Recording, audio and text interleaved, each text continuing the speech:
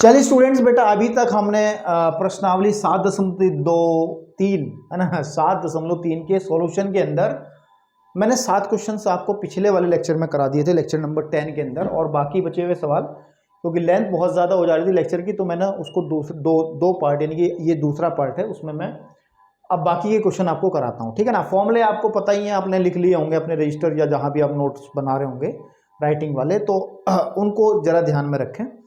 और चलिए बात करते हैं। अब क्वेश्चंस के अंदर जो है थोड़ी सी बातें होनी है और उसी तरीके की बातें होनी है जैसे शुरुआती सवाल में हमने एक्सरसाइज 7.3 में की थी, है ना।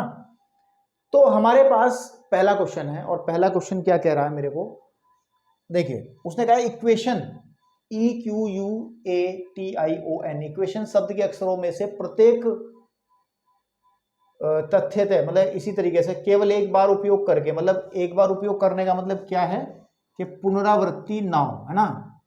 पुनरावृत्ति की अनुमति नहीं है, पुनरावृत्ति की अनुमति नहीं है, पुनरावृत्ति नहीं होगी, है ना। के उपयोग करके कितने अर्थपूर्ण या अर्थहीन शब्द बन सकते हैं। ठीक है, तो कोई बात नहीं, हमारे पास बड़ा आसान सवाल है, इसमें कोई ज्यादा काम नहीं करना। जो इक्वेशन शब्द दिया है EQUATION, आप देख पा रहे हैं सारी अलग है, कोई रिपीटिशन नहीं है। ठीक है ना। और हम लोगों को सारे शब्द लेने हैं कि अक्षरों से बने जो शब्दों की संख्या होगी, शब्दों की संख्या होगी। आपको पता है ना, हमारे पास में अगर टोटल n चीजें होंगी उनमें से r एट ए टाइम लेंगे, एक समय में r लेंगे, तो जो हमारे क्रमचों की संख्या बनती है वो NPR बनती है। ये फॉर्मूला होता है ना। क्या होता था कि अगर हमने ये फॉर्मूला पढ़ा था कि n वस्तुओं में से और n कैसी, n विभिन्न वस्तुओं में से, n विभिन्न वस्तुओं में से एक समय में r वस्तुएं लेकर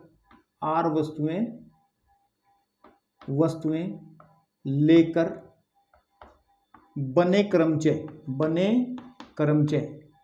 या बने विन्यास या जो भी वो पूछा जाए, जैसे शब्दों की संख्या पूछी गई तो शब्दों की संख्या, तो उसका फॉर्मूला था NPR, है ना। NPR, और क्या फॉर्मूला था NPR का? NPR को कैलकुलेट करने का फॉर्मूला था factorial n upon factorial n minus, और फैक्टोरियल के सॉल्यूशन का जो तरीका था वो 7.2 एक्सरसाइज के हमने अंदर सीख के आए थे, है ना। तो बस कर लो, क्योंकि हमारे पास टोटल कितने हैं, ये 1 2 3 4 5 6 7 8, तो 8 हैं। और लेने कितने, सारे ही लेने हैं, तो क्या उसने कहा सभी को लेना है, इसके शब्दों को सारों को लेना है हमें। ठीक है ना, आपके पास में तो 8P8 का निकालो वैल्यू कितना होगा, फैक्टोरियल 8 बटे फैक्टोरियल 8 माइनस 8। तो जब सॉल्व करेंगे 8 गुणे 7 गुणे 6 गुणे आपके पास में 5 गुणे फिर आ जाएगा 4 गुणे 3 गुणे 2 गुणे 1, है ना। नीचे तो जीरो हो गया ना, बिकॉज फैक्टोरियल 8 बटे फैक्टोरियल 0 और फैक्टोरियल 0 का मान कितना होता है, 1 होता है, ये आपको पता ही है। इसको आप गुणा करो, फटाफट गुणा करो, है ना। देखो 2 6 चौक 24, देखो 30, ये हो गया 30 चौक कितने होते हैं, 120, और फिर छिक्के देख लो कितने होते हैं, 12 छिक 72, यहाँ तक की गुणा तो आ गई 720, और ये हो गई 8 56, है ना। तो आप गुणा कर लो 72 की 56 में गुणा कर लो, 6 दूनी 12 का 2 का हासिल लगा 1, 6 7 42 और 1 43, ठीक है ना आपके पास में। और 5 दूनी 10 और 5 7 35 और 1 36, तो आपके पास मिलेगा 2 3 0 4, 4032, कितना आ जाएगा, 4032। ठीक है ना, आपके पास में कितना आ जाएगा भैया, आंसर चेक कर लें पीछे, 4032। ठीक है ना, कैलकुलेट करके कितना आ जाएगा, 4032, लेकिन एक जीरो और भी तो है हमारे पास में, ये वाली 720 वाली, तो 4032 नहीं, इकाई दहाई सैकड़ा हजार 10 40,320, तो ये आपका आंसर बन जाएगा। चलिए बढ़ते हैं नेक्स्ट क्वेश्चन की तरफ। इसमें ज़्यादा कुछ और नहीं करना था हमें, कुछ काम फालतू नहीं करना है। और चलिए बेटा, अब स्क्रीन पे आपके दिख रहा है 9th क्वेश्चन, और 9th क्वेश्चन की भी करने की टेक्निक को देखते हैं, क्योंकि बातें सब पता है और कैसे अप्लाई करनी है सिर्फ वो देखना है ना। तो कह रहा है कि मंडे, MONDAY, मंडे शब्द के अक्षरों से कितने अर्थपूर्ण अर्थहीन शब्द बन सकते हैं, यह मानते हुए कि अक्षर की पुनरावृत्ति नहीं की जाती है यदि 3 कंडीशन दी गई है। बहुत सरल सवाल है। देखो हमारे पास जो दिया गया है क्वेश्चन मैं हल कर रहा हूं। यहां दिया गया है मंडे, MONDAY, है ना, मंडे। इसके अंदर सारे के सारे अक्षर डिफरेंट है ना, सारे अक्षर डिफरेंट हैं। MONDAY के अंदर सारे अक्षर डिफरेंट है। 1 2 3 4 5 6 अक्षर हैं। अब देखो मेरी बात सुनो। अब वो कह रहा है एक समय में 4 लेने हैं, इनमें से कोई 4 उठाने हैं, कोई भी 4, इनमें से कितनों का चयन करना है, इनमें से चयन करना है मेरे को 4 अक्षरों का। किसका? 4 अक्षरों का। और आपको पता है टोटल जो है कि R की वैल्यू तो 4 आ गई, क्योंकि जितनों का चयन करना है, ठीक है ना, जितने हमें इसमें से निकालने हैं। और टोटल जो हमारा n है वो कितना है, 1 2 3 4 5 6, वो 6 है। तो 6 में से 4 को लेकर के कितने क्रमचय बनेंगे वो बताना है, यानी कि फर्स्ट वाले में, फर्स्ट में, है ना। और एक समय में 4 अक्षर लेकर मंडे शब्द से एक समय में 4 अक्षर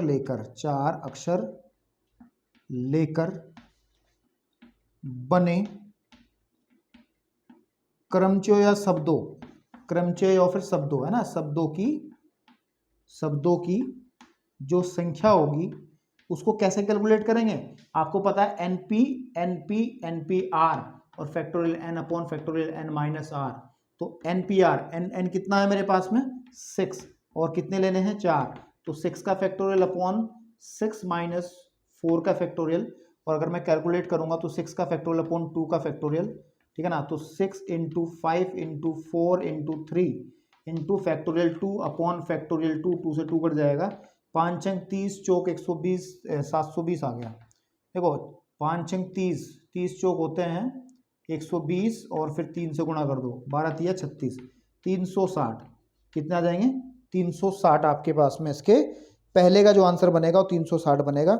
इस आंसर को थोड़ा ध्यान रखें, ठीक है ना। आपके पास में कितना बनेगा 360। अब चलिए, अब देखो अगर मैं इसके सेकंड पार्ट की तरफ बढ़ूं, ये फर्स्ट पार्ट था, सेकंड पार्ट में क्या कहा गया है, एक समय में सभी लेने हैं, यानी कि 6 के 6, एक समय में सभी अक्षर लेकर बने शब्द, या फिर इनको क्रमचय भी कह सकते हैं, है ना। तो ये कितना हो जाएगा, 6 हैं और 6 ही लेने हैं, क्योंकि इस बार क्या करना है, इस बार n is equal to r हो गया, r is equal to n। जितनी हमारी टोटल वस्तुएं हमारे पास में n थी, ये तो कुल वस्तुएं होती हैं, कुल, और जितनी लेनी होती हैं ये लेनी होती हैं हमारे पास में, लेनी, है ना। तो लेकिन हमें क्या करना है, हमें इस बार सारी लेनी है, तो इसका मतलब n ही आ जाएगा दोनों जगह। 6 NPN और NPN होता है फैक्टोरियल n, जो कि हमने सेकंड फॉर्मूला बना करके लिखवाया था, या इसको यहीं से सॉल्व कर लो ना। फैक्टोरियल 6 अपॉन 6 माइनस 6 का फैक्टोरियल, इसे ना लगाने की जरूरत ही नहीं इसको, फिर तो आ जाएगा फैक्टोरियल 6, और फैक्टोरियल 6 की वैल्यू होती है 720। देख लो 6 गुणे 5 गुणे 4 गुणे 3 गुणे 2 गुणे, ठीक जा रहा हूँ, 1, 5 चौक 20, तिया 60 दूनी 120, और बराचिक 72 है, 720 हो गया। फैक्टोरियल 6 की वैल्यू याद रखो 720 आपकी होती है, ठीक है ना। तो साथ साथ आप आंसर जरा चेक करते रहें, है ना, पीछे एनसीईआरटी में भी। अब कंडीशन जो है वो थर्ड वाले केस में है, उसको थोड़ा समझाने के लिए इसको जरा पॉज करके नोट करो, क्योंकि इसमें थोड़ी बातें मुझे करनी है ना आपके पास में। देखिए अब उसने कंडीशन लगा दी हमारे पे, थोड़ी सी कंडीशन लगा दी, उसमें थोड़ा सा दिमाग लगाना पड़ेगा, बाकी कुछ नहीं है, आराम से सब चीजें हो जाएंगी, ठीक है। चलो देखो, उसने कहा है कि सभी अक्षरों का प्रयोग किया जा सकता है, तो थर्ड पार्ट में ये कन्फर्म है कि हमारे पास कितने अक्षर हैं, 6 हैं, तो उनके 6 स्थान रहेंगे, 1 2 3 4 और 1 5, 6 स्थान रहेंगे। पहला स्थान ये है, दूसरा, तीसरा, चौथा, 5वां और 6वां, ठीक है ना। लेकिन उसने क्या बात कही है कि किंतु प्रथम स्थान पर, जो पहला स्थान है, यहाँ पर स्वर होना चाहिए। स्वर का मतलब अब जो मंडे शब्द है MONDAY, इसमें जो स्वर है, स्वर मतलब वोवेल्स जो होते हैं, एक तो ओ है और एक ए है, यानी कि पहले स्थान पे या तो ओ आएगा या फिर ए आएगा, तो 2 केस बनेंगे आपके पास में, क्या केस बनेंगे? 2, कि जब ओ आएगा, यदि लिखो, यदि प्रथम स्थान पर ओ आए तब शब्दों की संख्या कैसे निकालेंगे भाई? देखो, जो मंडे था, इस मंडे में से ओ डिलीट हो गया क्योंकि ये ओ तो फिक्स हो गया है ना। इस फर्स्ट केस में क्या हुआ? 1 2 3 4 और 5, फर्स्ट केस में हमने ओ यहाँ फिक्स कर दिया। बाकी आगे स्थान कितने बचे? 1 2 3 4 5। इन 5 स्थानों को भरने के लिए हमारे पास कितने हैं? 1 2 3 4 5, तो वही है, 5 अक्षर बचे हैं, 5 स्थान बचे हैं, है ना। तो इसका मतलब फैक्टोरियल 5 हो जाएगा। फैक्टोरियल 5 की वैल्यू निकालो, 5 गुणे 4 गुणे 3 गुणे 2 गुणे 1, यानी कि 5 चौक 20 से 60 दूनी 120, है ना। 120 आ गया हमारे पास में। अब ये तो केस फर्स्ट था, दिस इज केस फर्स्ट, ये केस फर्स्ट था। अब हम लोग देखते हैं केस सेकंड, है ना। केस सेकंड, और केस सेकंड का मतलब क्या है कि अगर मेरे पास में ये मंडे शब्द में 1 2 3 4 और ये 5, 1 2 3 4 5 और 6, तो पहले स्थान पे इस बार तो हमने किसको फिक्स कर दिया था? ओ को फिक्स कर दिया था, लेकिन हमारे पास स्वर कितने हैं? 2 है, तो ए भी तो आ सकता है। अगर यहां पर ए आ जाए तो फिर क्या होगा? यदि प्रथम स्थान पर ए आए तो बने शब्दों की संख्या कैसे निकाली जाएगी? शब्दों की संख्या कैन बी फाइंड आउट, कैसे फाइंड आउट की जा सकती है भाई? सीधी बात है, कितने स्थान बचे? 1 2 3 4 5, क्योंकि ये तो फिक्स ही हो गया ना। इसका मतलब जो मंडे था, MONDAY, इसमें से ए डिलीट कर दो, तो हमारे पास 5 स्थान खाली हैं और 5 ही अक्षर बाकी हैं, 1 2 3 4 और 5, तो फैक्टोरियल 5, इसकी वैल्यू भी 120 हो जाएगी। तो कुल शब्द कितने बनेंगे?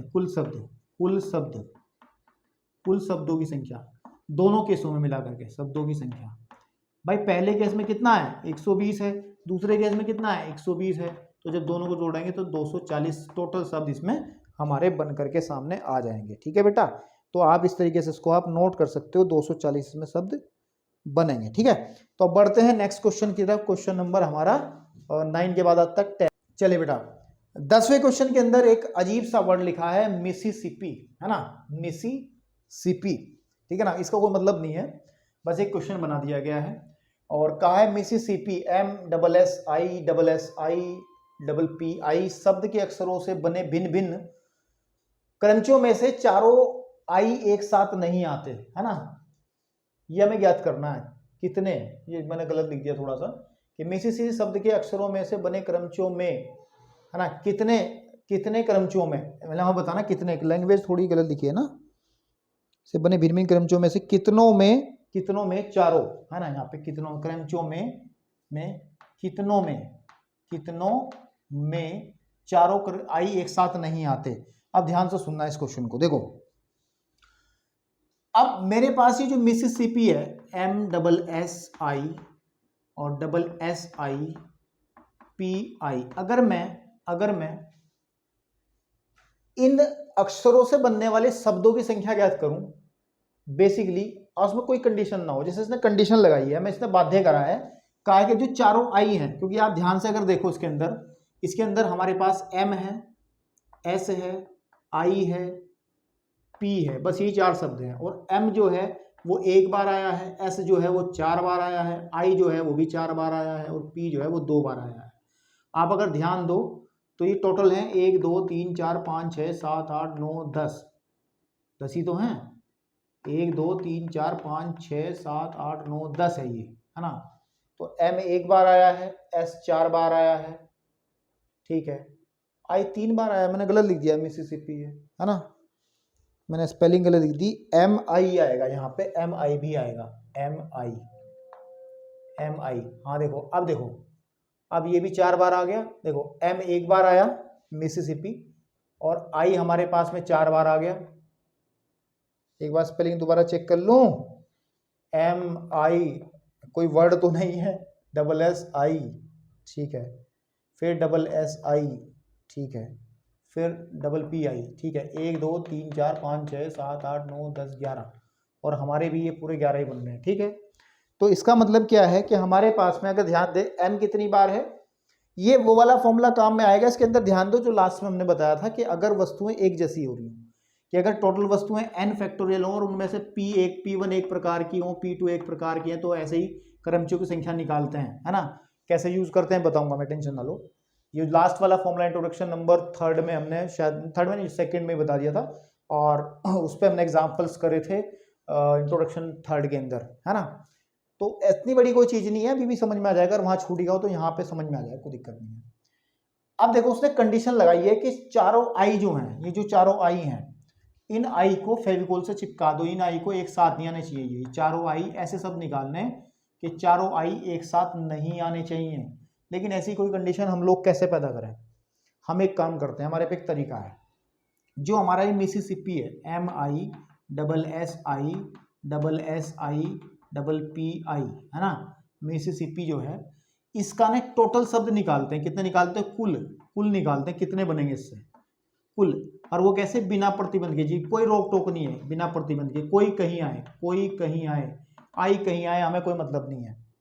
तो वो जो टोटल निकलेगा, मान के चलो वो x निकल गया हमारा, है ना, मान के चलो वो x कुछ भी निकल गया, x निकल गया, y निकल गया, या फिर x ही निकल गया। और फिर मैं ऐसे शब्द निकालता हूं, ठीक है ना, ऐसे शब्द निकालता हूं, ऐसे शब्दों की संख्या निकाल लेता हूं जिनमें आई जो है, आई चारों आई एक साथ आते हैं। और उसको निकाल लेता हूं मैं, y आ गया मेरे पास, क्योंकि उसको निकालना आसान है। मैं क्या करूंगा, मैं इन चारों को चिपका दूंगा, इनको एक ही कंसीडर कर लूंगा, ठीक है नहीं। तो फिर वो कौन से होंगे? शब्दों की संख्या जिनमें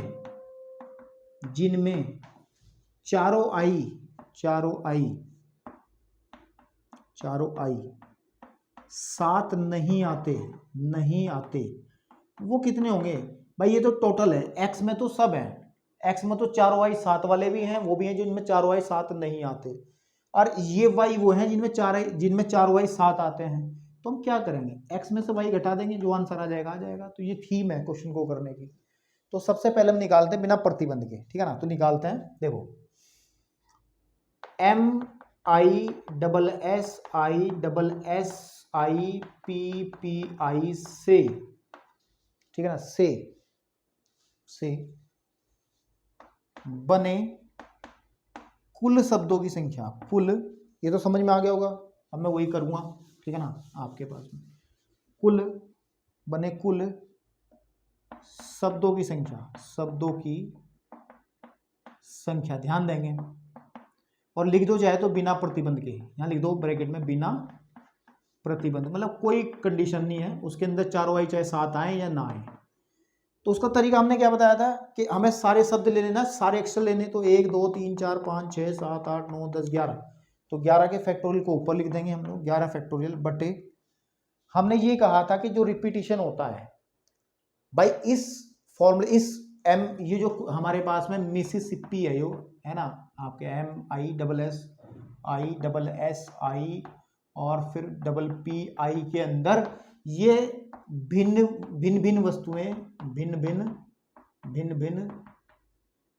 वस्तुएं नहीं है ना। इसमें क्या है कि कुछ एक जैसी हैं, जैसे S 4 एक जैसी हैं, 2 एक जैसी हैं। तो फिर उसमें क्या फॉर्मूला लगता था? उसमें फॉर्मूला लगता था कि n का फैक्टोरियल बटे जो नीचे जो सेम होती थी, है ना। कैसे? n का मतलब जो टोटल हमारी, ये टोटल कितनी है 11 है, तो 11 का फैक्टोरियल अपॉन जो रिपीटिशन हो रहा है, s कितनी बार आया, 4 बार आया, ठीक है। i कितनी बार आया, 4 बार आया। p कितनी बार आया, 2 बार आया, ठीक है ना। तो इसको सॉल्व कर लेंगे, ये बिना प्रतिबंध के आ जाएगा। और इसको सॉल्व करने के बाद में बेटा आई थिंक इसको मैं सॉल्व करूं तो बहुत टाइम लगेगा। इसका ये याद रखें कि ये आ जाएगा मेरे पास में, मैं अपनी डायरी से देख लेता हूं कितना आएगा। हाँ 34,650, ठीक है ना, 34,650। तो उसको कैलकुलेट करके, कैसे कैलकुलेट करोगे पता ही है ना, 11 को 34,650 ये वो हैं जो टोटल हैं। लेकिन अब हमें निकालना है यदि चारों आई साथ हों, चारों आई साथ हूँ।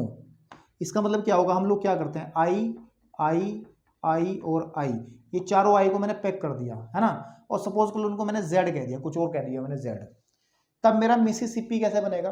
देखो मिसिसिपी में चारों आई मैं शुरू में अगर लिख दूंगा, चारों आई अगर मैं शुरू में लिख दूंगा, बाकी जो बचे हैं हमारे एम बचा, फिर 4 एस बचे, ठीक है, उसके बाद में 2 पी बचे, तो ऐसा कुछ बचेगा है ना। और इसको मैंने बंडल बना दिया, इसको मैंने कह दिया जेड, इसको कह दिया मैंने जेड, इसको मैंने जेड कह दिया, Z M double S S S P P, है ना।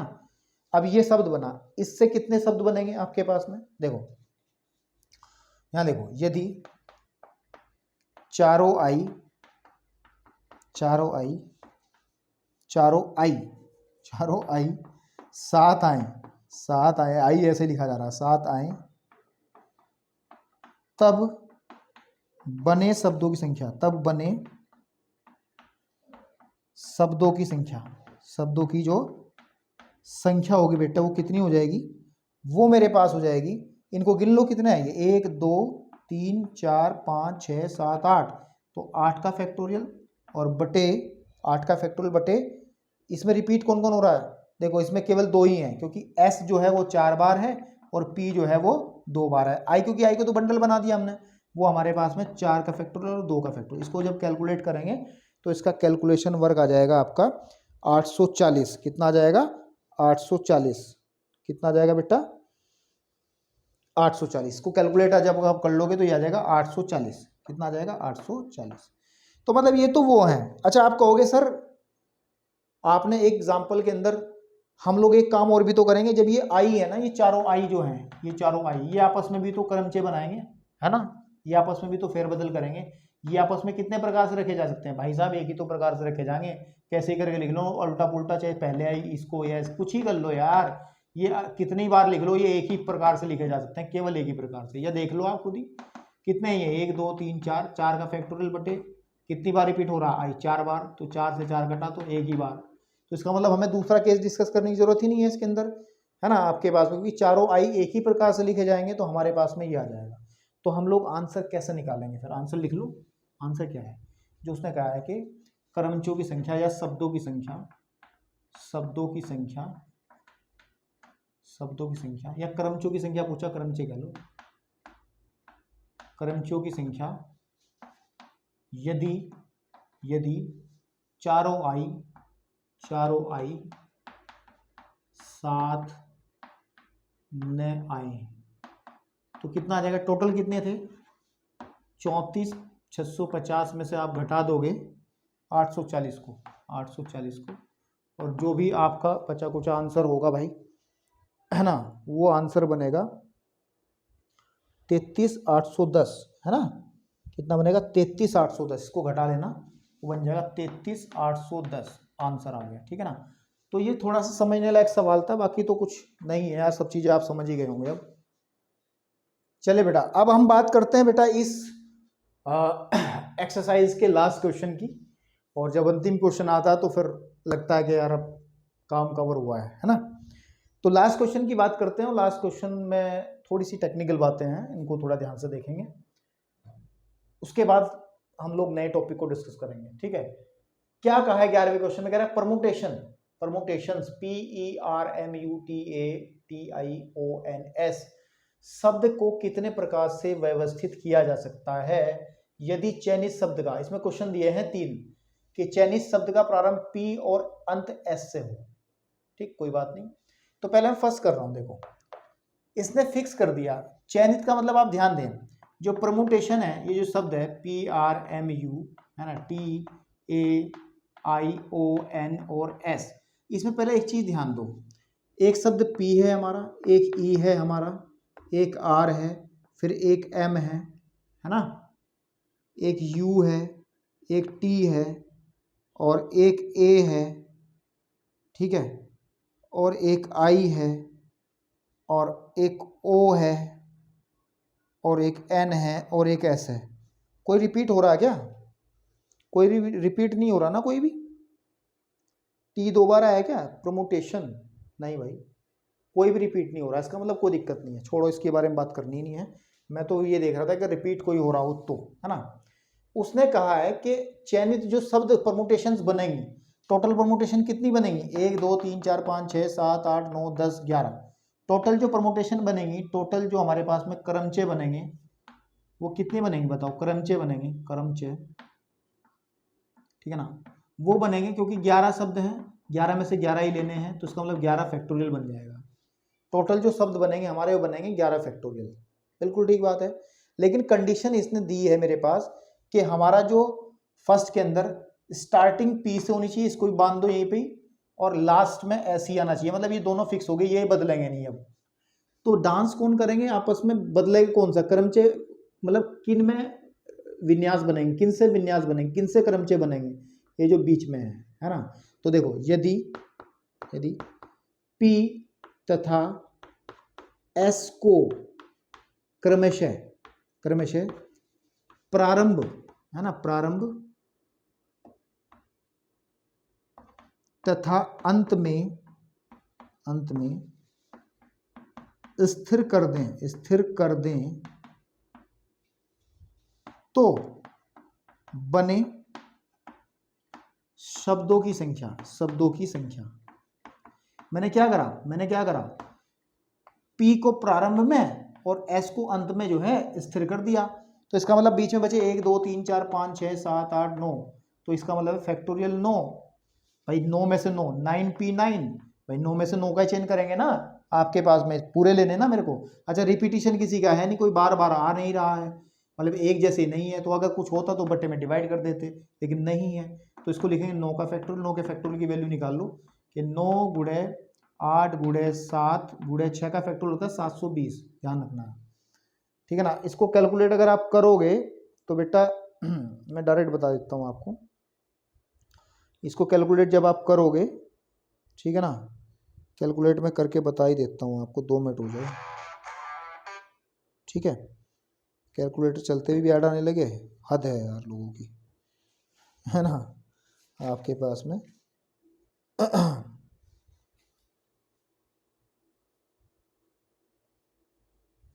यार मुझे इसमें लग रहा है कि कोई वर्ड रिपीट हो रहा है जो दिख नहीं रहा, प्रमोटेशन रिपीट हो रहा है, कोई शब्द इसमें रिपीट नहीं हो रहा है। 1 मिनट रुक जाओ, मैं एक बार कैलकुलेट कर लो फिर बताता हूँ आपको। बिल्कुल गड़बड़ की है भाई, गड़बड़ की है। स्पेलिंग लिखते समय प्रमोटेशन पूरा नहीं लिखा ना, PERMUTAT, यहाँ पे आएगा TIONS। तो वही तो मैं देख रहा था कि जो मेरे पास में, इसमें आप ध्यान से देखोगे कि T जो है, केवल T ही एक ऐसा अक्षर है जो 2 बार आया है, T जो है वो 2 बार आया है आपके पास में, है ना, बाकी सब सेम है। अच्छा ये अब संख्या बदल जाएगी इनकी हमारे पास में, क्योंकि 1 2 3 4 5 6 7 8 9 10 11 12, अगर टोटल निकालने पड़ेंगे तो 12P12 होंगे, फिर 12P12 हो जाएंगे, फिर आपके पास में टोटल P निकालने पड़ेंगे तो 12P12 हो जाएंगे, ठीक है। तो लेकिन अब हमें निकालना है, फिक्स करना है। जब हमने फिक्स कर दिए 2, तो 12 में से 2 घटा तो 10P10 आ जाएगा, 10P10 आ जाएगा, और 10P10 का मतलब फैक्टोरियल 10 का जो वैल्यू निकालेंगे हम लोग, और फैक्टोरियल 10 का वैल्यू मैं कैलकुलेट करके आपको बता देता हूँ, ठीक है ना, कैलकुलेट करके आपको बता देता हूँ। वो आएगी आपके पास में, नहीं फैक्टोरियल 10 तो है ही है, एक बात ध्यान दो मेरे भाई, फैक्टोरियल 10 तो है ही है, लेकिन इस दौरान आप इसमें हम लोग एक बात और भी तो ध्यान देंगे, बीच में जो है 2 शब्द जो हैं, ठीक है ना, आपके पास में, यानी कि T जो है 2 बार आ रहा है, तो फैक्टोरियल 2 से डिवाइड भी तो करेंगे, तो आप ऐसा लिख सकते हैं फॉर्मूला लगा करके, तो 1 2 3 4 5 6 7 8 9 10 कि 10 का फैक्टोरियल बटे 2 का फैक्टोरियल, और जब इसको कैलकुलेट करेंगे तो कैलकुलेट में कर रखा है पहले से ही, तो ये आ जाएगा हमारे पास में 18 144 00, 18 144 और 00, तो ये बनेगा आंसर। अगर ऐसे शब्दों की संख्या निकालनी है जिनके अंदर SP से स्टार्ट हो जाए और S से समाप्त हो जाए। मेरी बात समझ में आ रही है, फॉर्मूला कैसे लगा है भाई, जो रिपीटेशन जो बार बार आते हैं, आप देखो T जो है 2 बार आया तो उससे तो डिवाइड करना ही पड़ेगा ना, जो अभी मैंने फॉर्मूला मिसिसिपी में इस्तेमाल किया था वही चीज मैंने इसमें कर ली है। चलिए अब अगर सेकंड पार्ट की बात करें, सेकंड पार्ट में क्या है, चयनित शब्द में सभी स्वर एक साथ आए, ठीक है, ओके। तो सेकंड के अंदर हम लोग क्या करते हैं, जो स्वर हैं प्रमोटेशन के अंदर PERMUTATION और S, तो इसमें जो स्वर हैं वोवेल्स हैं वो कितने हैं हमारे पास में, एक तो ई हो गया, एक यू हो गया, और एक ए हो गया, और एक आई हो गया, फिर एक ओ हो गया। ठीक है, ये तो आपके पास में वोवेल्स हैं इसके अंदर, अगर ध्यान दोगे तो यही तो हैं। इनको क्या कहा गया, इनको एक साथ रखना है, इनको क्या रखना है, एक साथ रखना है। कौन कौन से हो गए आपके पास में, ए भाई सभी आ रहे हैं इसमें, तो शायद 1 2 3 4 5 पाँचों आ रहे हैं इसके अंदर तो भाई। ठीक है, तो जब एक साथ रखेंगे तो क्या करेंगे, स्वरों को एक साथ रखने पर, जब एक साथ रखेंगे तो सपोज कर लो ए ई, है ना, ए ई आई ओ यू, हमने इनको एक बंडल बना दिया इनका। बाकी जो बचे हुए उनको साथ में रखो, P R M T T, है ना, टी टी एन और एस। देखो 1 2 3 4 5 6 7 8 9 10 11 12 हो गए। अब देखो ध्यान से, देखो इसको लिखने की कोई जरूरत नहीं, इसको ये पूछा ही नहीं है तो इसको लिखेंगे क्यों हम।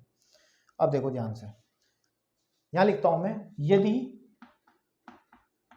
स्वर एक साथ रखे जाएं, कैसे रखे जाएं, एक साथ रखे जाएं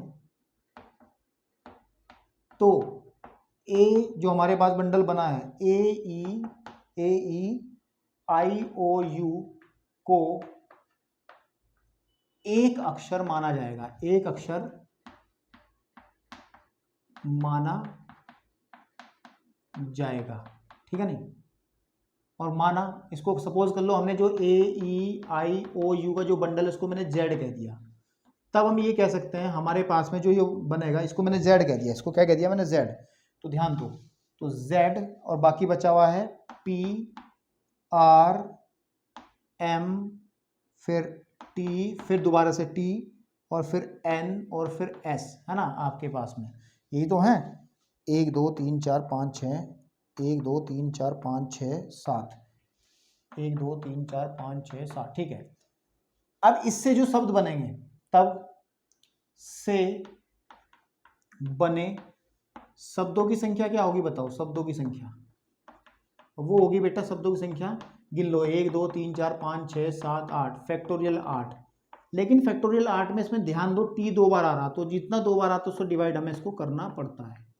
ठीक है नहीं, तो फैक्टोरियल 8 बटे फैक्टोरियल आपके पास में कितना आ गया, फैक्टोरियल 8 बटे फैक्टोरियल 2। तो इसको कैलकुलेट अगर आप करोगे, फैक्टोरियल 8 बटे फैक्टोरियल 2 को जब आप कैलकुलेट करोगे, ठीक है ना, तो उसको कैलकुलेट कर अभी बाद में कर लेते हैं जरा, पहले ये तो हो गया जब एक साथ आए। लेकिन इसमें एक खास बात होगी, लेकिन देखो, लेकिन क्या होगा, स्वर वाले क्वेश्चन में एग्जांपल भी कराया, इससे पहले भी क्वेश्चन कराया, लेकिन ए ई आई ओ यू भी, ए ई आई ओ यू भी परस्पर, है ना, परस्पर क्रमचय बनाएंगे, क्रमचय बनाएंगे। क्यों बनाएंगे भाई, ये भी तो इंटरचेंज, जरूरी थोड़ा ये शुरू में होगा, ई बल यहाँ पे होगा, तो ये आपस में बदल सकते हैं, कभी ई शुरू में आ गया, ए यहाँ आ गया, ओ यहाँ आ गया, आई यहाँ आ गया, यू यहाँ आ गया, या फिर यू शुरू में आ गया, ए यहाँ आ गया, आई यहाँ आ गया, ई यहाँ आ गया, ओ यहाँ आ गया। तो ऐसे चेंजेस होते रहेंगे। ये कितने प्रकार से बनेंगे, है नहीं, तो ऐसे क्रमचयों की संख्या, ऐसे क्रमचयों की संख्या, क्रमचयों की संख्या वो कितनी बनेगी, कितने हैं, 1 2 3 4 5, तो फैक्टोरियल 5। लेकिन कोई रिपीट तो नहीं हो रहा इसमें, कोई 2 बार नहीं आ रहा है, तो ठीक है, ओके। इसका फैक्टोरियल 5 की वैल्यू कितनी होती है, इसको रहने दो नहीं, है ना। तो हम लोगों को निकालना है, अब ये निकालना है कि चयनित शब्द में सभी स्वर एक साथ आए, तो यहां लिख देंगे, अतः यदि सभी स्वर एक साथ आए, एक साथ आए, तब बने क्रमचयों की संख्या क्या हो जाएगी, क्रमचयों की संख्या। ध्यान से देखना, मेरे पास सुनो, फंडामेंटल प्रिंसिपल ऑफ काउंटिंग क्या कहता है, जब दो काम होते हैं साथ साथ तो उनको हम लोग मल्टीप्लाई करके आंसर निकालते हैं। देखो 2 काम साथ साथ हुए हैं, एक काम तो ये साथ साथ हुआ है कि जब हमने इसको z बोल दिया था, ये वाला, और दूसरा काम ये भी साथ साथ चल रहा है, ये भी आपस में चल ही रहा है, ठीक है ना भाई। ये भी अरेंजमेंट करेंगे आपस में, साथ साथ ये अंदर अंदर ये भी अरेंजमेंट करेंगे तो दोनों घटनाएं कैसी हो गई, और ये तो हम लोग निकालेंगे इनकी गुणा करके, तो फैक्टोरियल 8 बट्टे फैक्टोरियल 2 गुड़ा फैक्टोरियल 5 है ना। तो उसको कैलकुलेट करके जो भी आएगा मैं आपको आंसर बता दे रहा हूँ, उसको कैलकुलेट आप कर लेना, क्योंकि यार कैलकुलेशन में बहुत समय इसमें जाएगा। तो वो आएगा आपका इकाई दहाई सैकड़ा, इकाई दहाई सैकड़ा, हज़ार, 10,000, लाख, 24, 19, 200 आ जाएगा आपके पास में 24, 19, 200। आप कैलकुलेट कर लेना बेटा, आपके पास तो रफ कॉपी भी है, मेरे पास नहीं है, ठीक है ना। तो आप समझ सकते हो उस चीज़ों को, आप कर लोगे आराम से, ठीक है। तो बात समझ में आई नहीं आई? ये स्वर एक साथ आने वाला सवाल पहली बार नहीं कराया है, एक एग्जाम्पल ऐसा कराया है। एक सवाल इससे पहले हमारा ऐसा ही आया था, और वो क्वेश्चन था कौन सा था, सभी स्वर एक साथ, सभी एक सम में सभी स्वर लिए जाएं। हाँ, तो ये था आपके पास में 9th क्वेश्चन में हमने चर्चा करी है ना। चलिए वो तो आप समझ ही गए होंगे, अगर नहीं समझे तो भाई एग्जाम्पल इंट्रोडक्शन के अंदर तो आपने कुछ कमी रखी है अपनी पढ़ाई में, तो इंट्रोडक्शन आपने इसका मतलब सही से नहीं देखा होगा अगर ये क्वेश्चन आपको समझ में नहीं आया है तो, ठीक है। तो बार बार देख लें, अपने हाथ से प्रयास करके समझ के रिसर्च करें इस पर कि कैसे सरल किया जा सकता है, वैसे सबसे बेस्ट तरीका है। तो इसमें एक पार्ट और बचता है, उसको खत्म करने के बाद एक्सरसाइज खत्म होती है, तो मैं एक बार वीडियो को पॉज करता हूँ, आप लोग इसको नोट कर लो फटाफट। तो मेरे पास एक क्वेश्चन बचता है, उसे छोड़ता हूँ मैं, ठीक है।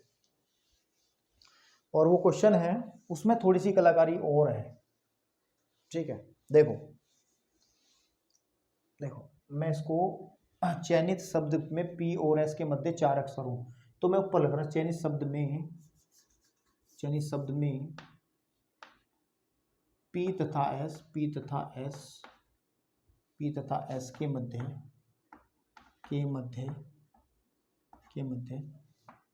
सदैव 4 अक्षर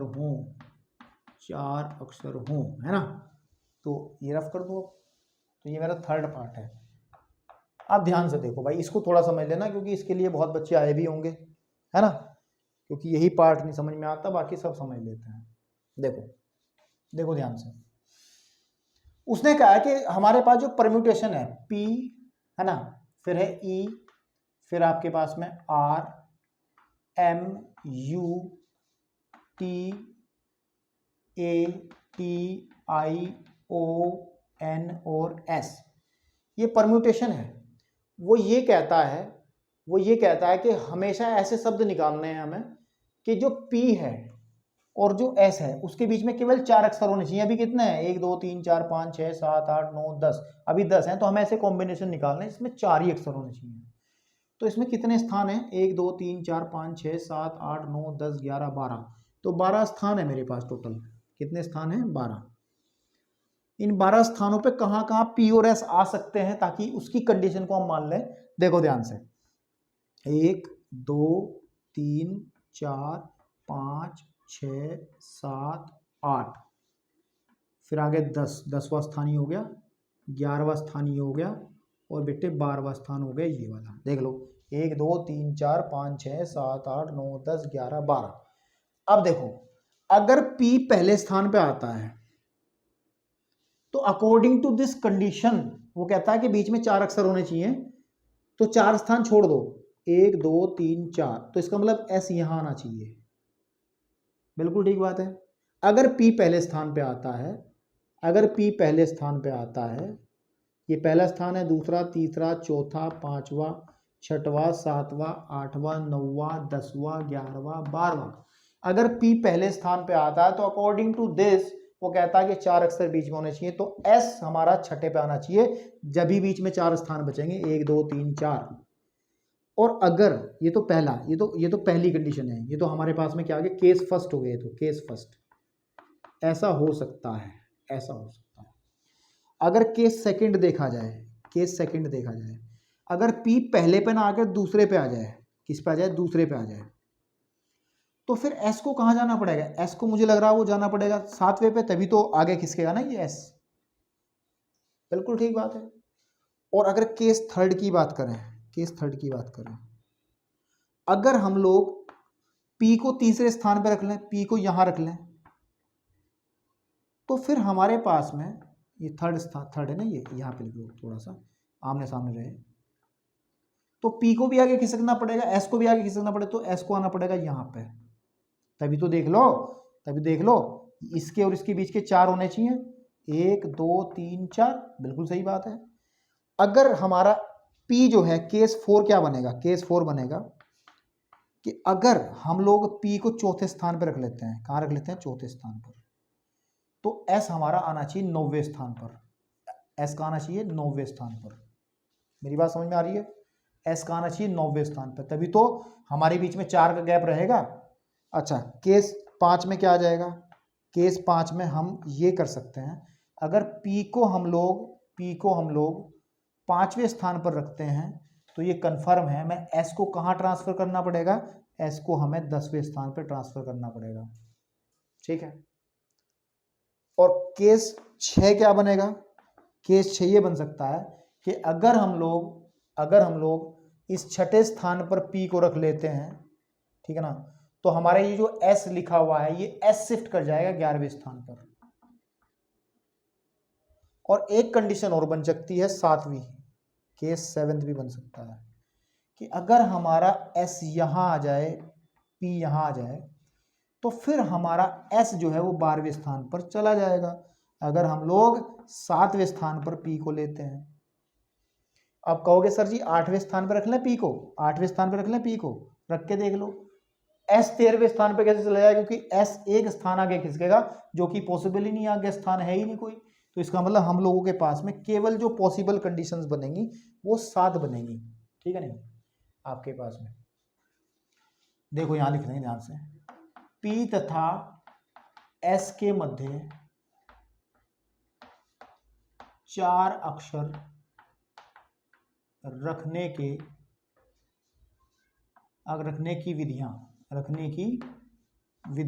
विधियां कह लो या केस कह लो, ये विधियां, यहाँ पे केस की जगह विधि भी लिख सकते थे आप। विधियां जो हैं वो कितनी हैं, 7 होंगी। ठीक है ना। लेकिन एक बात मेरी सुनो, ये कौन सा हमारा कोई रिश्तेदारी तो है नहीं P के साथ में, शुरू में P को ही रखेंगे। ऐसा भी तो हो सकता है कि हम लोग S से शुरुआत कर लें, कि अगर हम S तथा P की बात कर लें, S तथा P के मध्य 4 अक्षर रखने की विधियां, कितनी विधियां होंगी भाई, मतलब आप मेरी बात समझ नहीं रहे हो, अभी बताता हूं।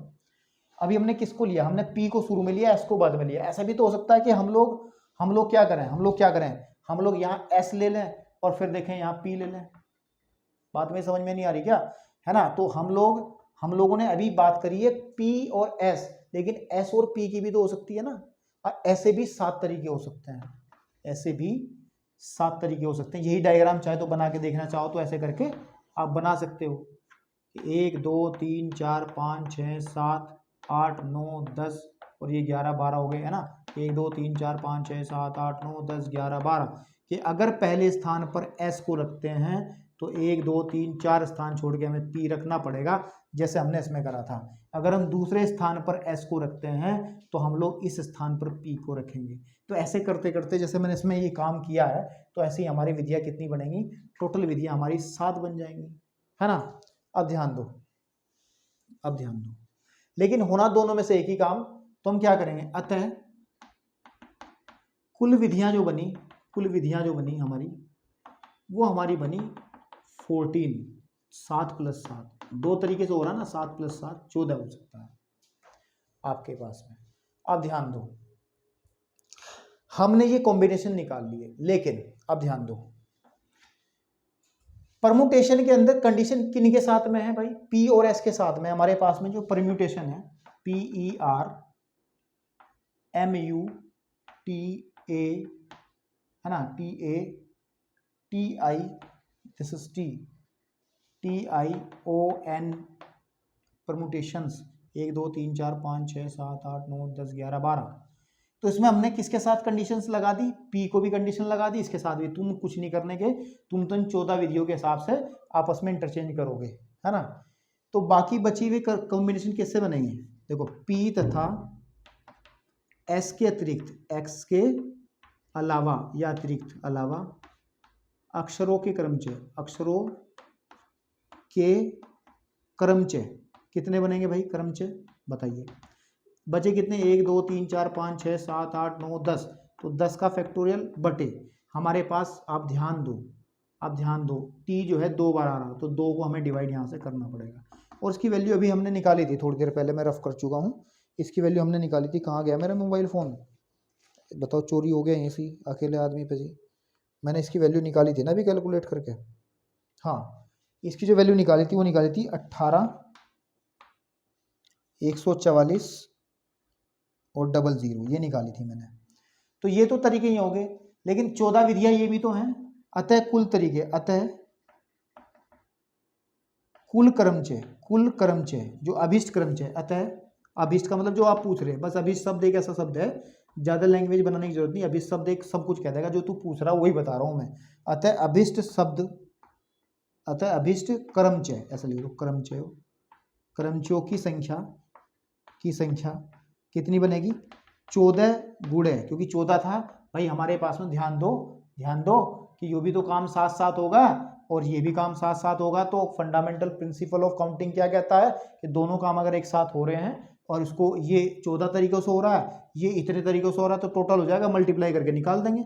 गुणा का आधारभूत सिद्धांत हो गया। तो इसकी जो मल्टीप्लाई करेंगे, तो मल्टीप्लाई होने के बाद में मेरे भाई, आ जाएगा, वो आ जाएगा, इसकी डबल कर देंगे जब तो मैं मल्टीप्लाई कर देता हूँ, ठीक है, मल्टीप्लाई मैं कर देता हूँ। कैलकुलेटर कहाँ गया, आप लोग कैलकुलेटर का यूज़ ना करना भाई, मैं मास्टर हूँ, मेरा काम हो चुका है, आप लोगों को परीक्षा देनी है। गुणे 18 144 और 00 इज इक्वल टू 25, बहुत संख्या आई है, 25 401 00, है ना, ये आंसर बनेगा। एक बार मैच भी कर लूँ पीछे आंसर शीट में कि मेरा आंसर ठीक है या इतनी मेहनत के बाद या गलत है। ठीक है, 25 401 600, बिल्कुल ठीक बात है, 25 400, मैं मोबाइल से कर रहा हूँ तो होगा ही ठीक। तो भाई बड़ा ही दमदार था ये लास्ट वाला पोर्शन, तो ध्यान से देखेंगे। तो बेटे इतना ही है बस, अब नेक्स्ट संचय में आपसे मुलाकात होगी। धन्यवाद।